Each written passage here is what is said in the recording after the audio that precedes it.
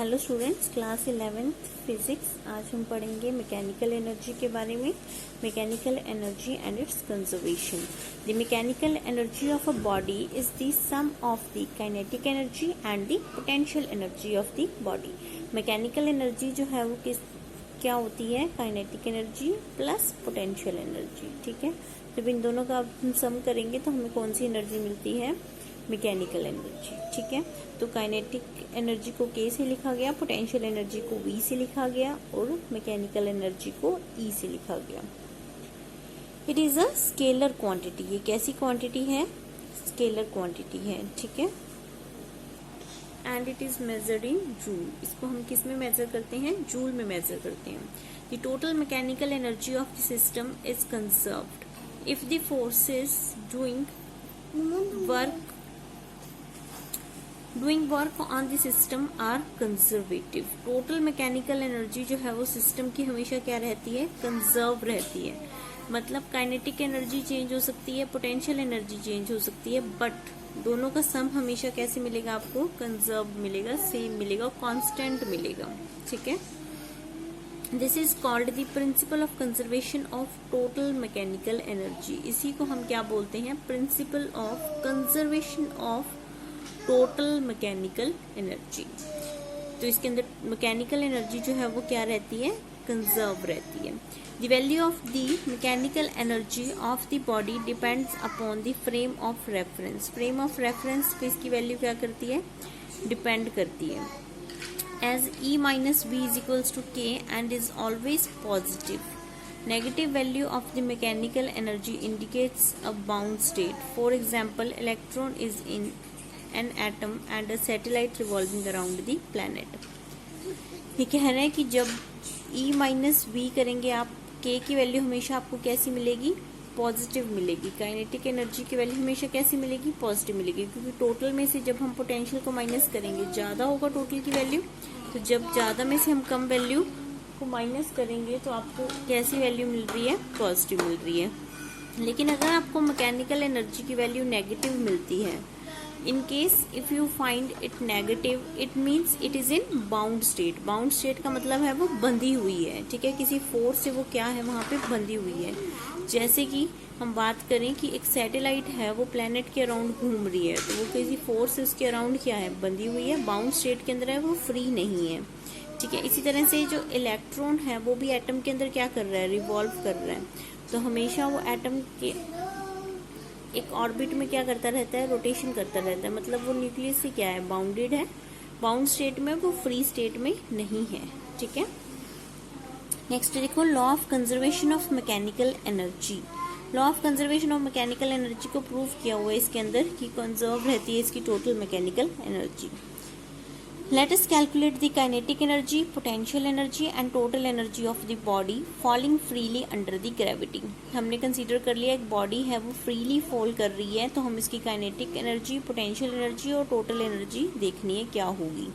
सबसे पहले तो हमने एक पॉइंट लिया, A पॉइंट टॉप पे। ठीक है, जब बॉल है या फिर आप कोई भी बॉडी कंसीडर कर सकते हैं, वो पॉइंट A पे है, टॉप पे है, तो शुरू में वो क्या थी? रेस्ट पे थी, तो U इज इक्वल्स टू 0। इसकी टोटल हाइट यहाँ से कितनी है? h है ग्राउंड तक। तो देखो काइनेटिक एनर्जी क्या आएगी? 0 आएगी, क्योंकि इनिशियली वेलोसिटी क्या थी? 0 थी। तो वेलोसिटी 0 है, तो इसका मतलब हाफ m(u²) पुट करेंगे तो यहाँ पे 0 हो जाएगा। तो kinetic energy comes to be 0। अगर हम पोटेंशियल एनर्जी की बात करें तो वो क्या होगी? mgh, क्योंकि टोटल हाइट इसकी कितनी है? h है। तो टोटल एनर्जी क्या आ जाएगी? देखो, kinetic energy plus potential energy, तो इसकी वैल्यू हमारे पास क्या आ गई? mgh। अब हमने कहीं एक और पॉइंट कंसीडर कर लिया in the middle, B point. ठीक है, यहाँ से कितनी हाइट है इसकी? h/2 हाइट है। तो यहाँ पे आपको देखनी है कि पोटेंशियल एनर्जी और काइनेटिक एनर्जी की वैल्यू क्या होगी। तो कैसे निकालेंगे? देखो, सबसे पहले पोटेंशियल एनर्जी की बात करते हैं। पोटेंशियल एनर्जी तो वही है mgh, h की वैल्यू इस बार चेंज होगी है, क्या होगी? h/2। ठीक है, लेकिन अब हम फाइंड आउट करनी है काइनेटिक। काइनेटिक के लिए हाफ mv²।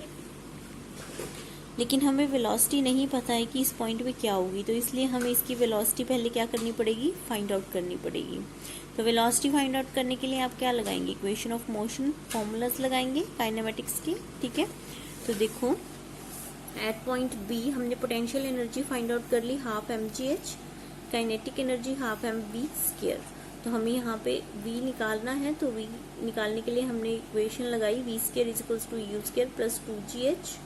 ए की जगह यहाँ पे क्या यूज हो रहा है, जी यूज हो रहा है, क्योंकि फ्री फॉलिंग कंडीशन कंसीडर की है हमने under the effect of gravity. तो u की वैल्यू 0 है, 2gh/2। तो यहाँ से वेलोसिटी की वैल्यू क्या आ गई है, gh, ठीक है। तो v² की वैल्यू gh आ गई है, तो काइनेटिक एनर्जी आ गया हाफ mgh। तो दोनों को जब आप ऐड करेंगे तो क्या मिलेगा आपको, half mgh + half mgh, that comes out to be mgh। तो दोनों की वैल्यू फिर से क्या है, सेम है। टोटल एनर्जी की वैल्यू क्या मिली हमें, mgh मिली। अब देखो एट पॉइंट सी पॉइंट कहाँ पे है, ग्राउंड पे है। जैसे ही वो क्या करेगा, जस्ट स्ट्राइक करेगा ग्राउंड को, जैसे ही वो स्ट्राइक करेगा तो हाइट क्या हो जाएगी, 0, हाइट 0 हो जाएगी। तो इसका मतलब पोटेंशियल एनर्जी यहाँ पे क्या हो जाएगी, 0 हो जाएगी। अब बात करते हैं काइनेटिक एनर्जी की। तो काइनेटिक एनर्जी में फिर से हमें इस यहाँ पे वेलोसिटी निकालनी पड़ेगी, हाफ mv²। तो यहाँ पे हमें v निकालना है, फिर से वेलोसिटी निकालनी है एट पॉइंट सी। तो vc² = u² + 2gh। u की वैल्यू 0 है, तो vc हमारे पास फिर से क्या आ गया, इस बार हाइट जो है वो देखो कितनी है, यहाँ पे h है। पिछली बार हाइट क्या थी, h/2, क्योंकि टोटल हाइट अब कंसीडर करनी है ना हमें h। तो vc जो है वो क्या आ गया, 2gh। तो यहाँ पे काइनेटिक एनर्जी की वैल्यू क्या बनेगी, फिर से mgh, क्योंकि जब हम टोटल करेंगे तो क्या मिलेगा हमें, mgh मिलेगा, क्योंकि इसके अंदर पोटेंशियल एनर्जी की वैल्यू क्या है, 0 है, ठीक है। तो टोटल एनर्जी फिर से हमें क्या मिली, mgh। इसका मतलब हमने क्या देखा कि जो मैकेनिकल एनर्जी है वो क्या है, कंजर्वेटिव है। तीनों पॉइंट पे उसकी वैल्यू हमेशा क्या मिली, सेम मिली। काइनेटिक एनर्जी और पोटेंशियल एनर्जी की वैल्यू वेरी कर सकती है, लेकिन टोटल एनर्जी, मैकेनिकल एनर्जी जो आपको मिल रही है उसकी वैल्यू वेरी नहीं कर रही है, it will remains the same. So the total energy of the body during free fall remains constant at all the positions. The form of the energy keeps on changing, so the total mechanical energy stays constant, that is mgh. यही कह रहा है कि जो total energy है during the free falling of the body वो क्या रह रही है, कांस्टेंट रह रही है सारे पोजीशंस पे। लेकिन उसकी जो एनर्जी है, जैसे काइनेटिक एनर्जी होगी, पोटेंशियल एनर्जी होगी, वो क्या हो रही है, चेंज हो रही है। लेकिन टोटल एनर्जी आपको कैसी मिल रही है, कांस्टेंट मिल रही है, mgh। कि इसको आप अपनी कॉपीज में नोट करेंगे। Thank you.